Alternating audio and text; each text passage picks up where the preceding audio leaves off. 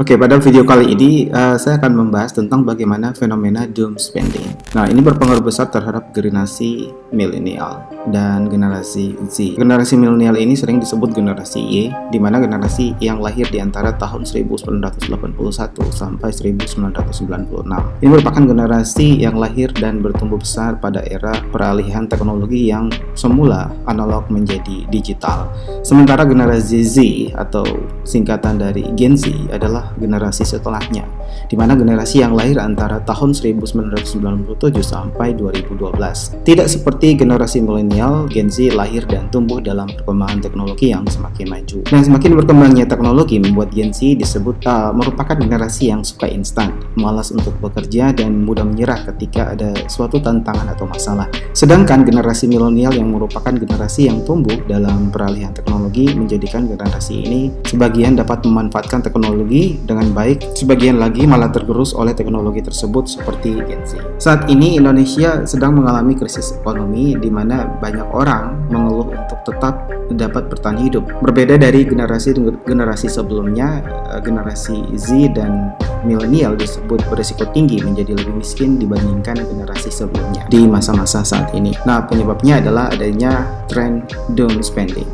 Nah, tren doom spending ini memiliki pengertian pengeluaran yang tidak terkendali dan biasanya fenomena ini dilakukan sebagai pelarian dari stres atau khawatir terhadap kondisi ekonomi.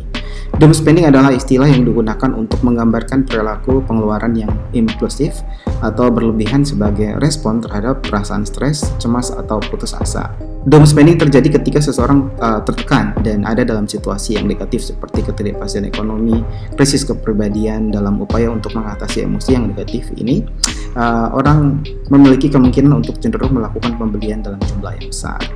Fenomena pembelian pada doom spending ini sebenarnya apapun yang dibeli sebenarnya tidak diperlukan untuk saat ini. Namun pembelian dalam jumlah besar ini dilakukan dengan harapan setelah melakukan pembelian ada kepuasan yang instan dalam diri mereka. Sehingga fenomena ini disebut sebagai pembelian untuk pelarian dalam situasi sulit.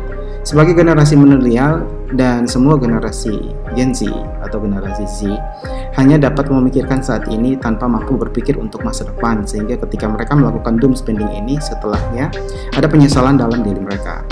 Hal ini juga dilakukan terus-menerus akan berdampak dan menjadikan keuangan kita berantakan dalam skala besar, dalam jangka pendek maupun panjang. Nah, terdapat beberapa faktor yang mempengaruhi fenomena doom spending ini, yaitu faktor sosial, faktor ekonomi, faktor psikologis, tekanan sosial media juga berpengaruh. Nah, faktor utama yaitu faktor sosial dipengaruhi oleh gaya hidup dan lingkungan sekitar. Dua generasi ini seringkali lebih mementingkan gengsi, misalnya karena berada di lingkungan kerja yang hampir semua menyukai fashion. Kita terpengaruh dan terjebak untuk selalu belanja pakaian dengan gengsi dan menyelamatkan status sosial kita di lingkungan tersebut. Faktor yang kedua adalah faktor ekonomi, di mana ketidakstabilan ekonomi, adanya tekanan finansial di mana pendapatan saat ini terbatas tapi kebutuhan saat luar biasa dengan adanya dampak inflasi. Ya. Nah, faktor yang ketiga yaitu faktor psikologis, di mana dampak dari kesehatan mental yang sangat rentan dengan adanya kondisi saat ini, bukan hanya dari dunia pekerjaan, dari pendapatan atau dari kondisi ekonomi secara global yang membuat dua generasi ini mudah sekali mengalami stres.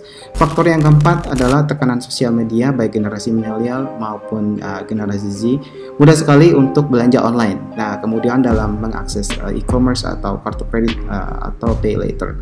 Nah, kemudian mengakses informasi serta maraknya iklan yang memicu impulsif buying secara masif, dan itu berpengaruh besar terhadap fenomena doom spending ini.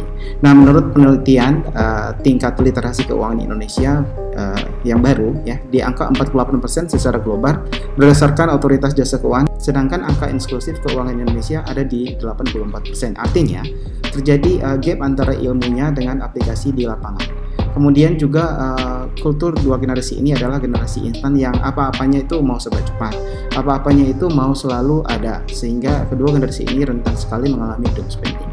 Nah, doom spending ini hanya dipengaruhi dari dalam diri sendiri untuk self rewardnya. Misal ketika kita merasa sudah mulai capek kerja, sudah mulai harus mencari atau memberikan penghargaan buat diri sendiri. Nah, kata-kata ini juga bisa membuat kita menjadi yang namanya doom spending. Banyak sekali masyarakat kita jika dalam kondisi emosional tertentu, misalnya saat sedang marah atau sedang senang, misalkan sedang kecewa atau banyak melakukan pelarian ya, mereka sering banyak melakukan pelarian dengan belanja, entah itu belanja makanan, entah itu belanja baju ya, sekedar nongkrong di kafe, kosmetik dan lain-lain untuk mengalihkan rasa sakit atau emosi mereka. Nah, lantas bagaimana kita agar tidak terjebak dalam fenomena doom spending ini? Yang pertama kita harus lakukan adalah kesadaran diri.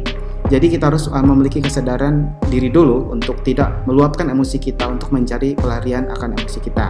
Yang kedua adalah perencanaan keuangan yang matang. Yang ketiga adalah pengelolaan emosi, karena doom spending ini sangat dipengaruhi oleh emosi seseorang.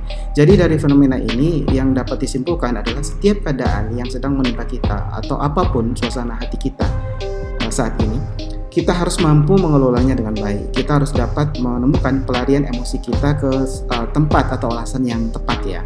Jika kita sudah memiliki kesadaran akan hal itu, solusi kedua agar kita tidak terjebak atau masuk dalam fenomena ini adalah kita harus membuat anggaran yang jelas atau realistis ya. Anggaran pengeluaran skala prioritas kita. Jika kita memang mengharuskan memberikan self reward terhadap diri kita sendiri ya, itu artinya kita setiap bulan harus mampu menyisihkan di luar anggaran kebutuhan kita. Dan memberikan self reward juga kita harus bijak, tidak berlebihan. Dan yang terakhir adalah kita harus paham dan sadar akan kondisi pendapatan keuangan kita. Kita harus memiliki tujuan keuangan baik itu jangka pendek, menengah maupun jangka panjang. Karena biasanya orang gagal untuk melakukan perencanaan keuangan karena tidak memiliki tujuan. Saya dari Bagi Info, terima kasih sudah menonton.